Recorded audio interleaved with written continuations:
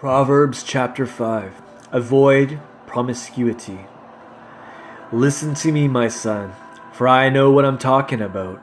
Listen carefully to my advice, so that wisdom and discernment will enter your heart, and then the words you speak will express what you've learned.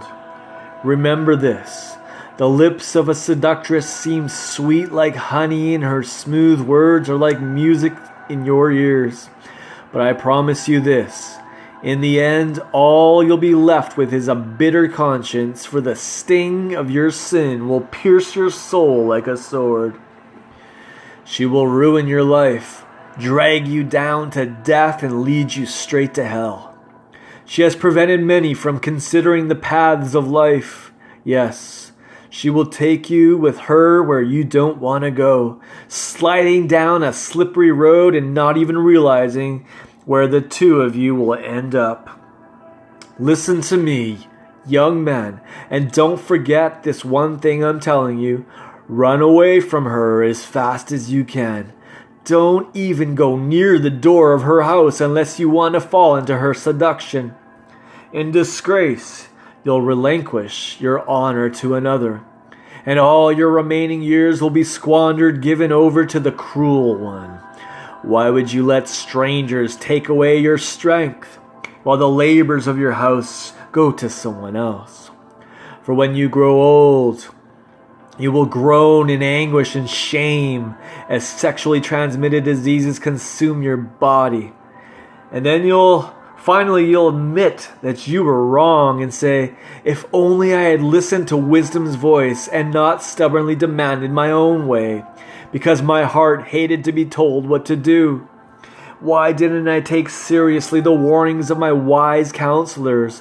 Why was I so stupid to think that I could get away with it? Now I'm totally disgraced and my life is ruined. I'm paying the price, for the people of the congregation are now my judges. Sex reserved for marriage. My son, share your love with your wife alone. Drink from her well of pleasure and from no other. Why would you have sex with a stranger or with anyone other than her? Reserve this pleasure for you and her alone, and not with another. Your sex life will be blessed as you take joy and pleasure in the wife of your youth. Let her breasts be your satisfaction, and let her embrace intoxicate you at all times. Be continually delighted and ravished with her love. My son, why would you be exhilarated by an adulteress, by embracing a woman who is not yours? For God sees everything you do, and his eyes are wide open as he observes every single habit you have.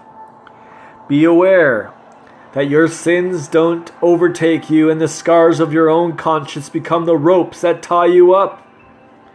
Those who chose wickedness die for a lack of self-control, for their foolish ways lead them astray, carrying them away as hostages, kidnapped, captives, robbed of destiny.